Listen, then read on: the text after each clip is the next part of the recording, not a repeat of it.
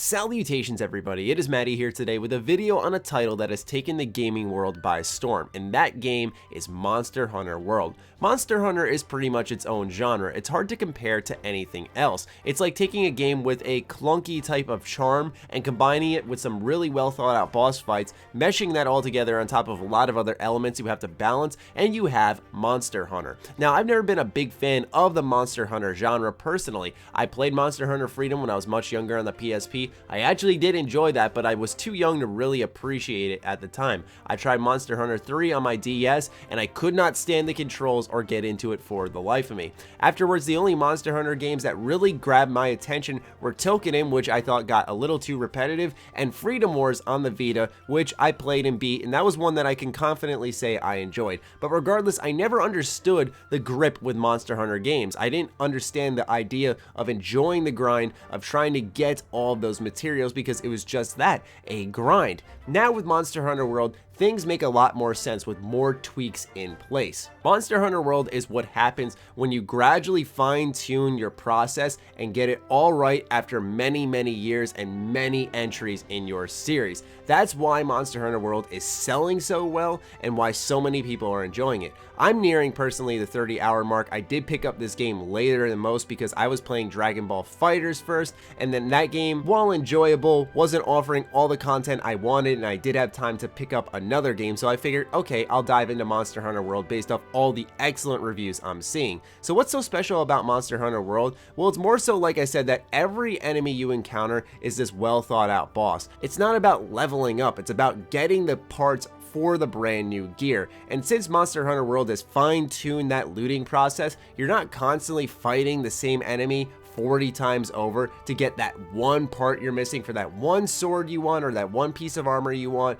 The game is very generous with its looting and is making sure that your time is well spent, which is something that a Monster Hunter game doesn't do too often. It rewards your investment, it rewards after you spend a lot of time with the game, but this game constantly offers you rewards every step of the way, and I think that's what's pulling a lot of gamers along this string. The locations are beautiful, and it's really brought to life by each location having pretty much its own ecosystem, its own plant life, the way the monsters interact with each other, seeing two gigantic monsters get together in a turf war and battle each other. It's incredibly dynamic, where I will always remember my first hunt in this game where we're looking for a great Jagras, thinking that's the only thing out here on the field, and all of a sudden an Anjanath appears, which is the giant dinosaur, and he starts chasing my team and I down, and it was this intense surprise. The game really takes its own form, and that's one of Monster Hunter's greatest strengths. No one hunt is the same, where even though you're hunting the same monster, you don't know if there's going to be another one that appears. Is this going to be a clean hunt? How are you going to take it down? What weapons are you going to use? And as you hunt them more, your Monster Hunter field guide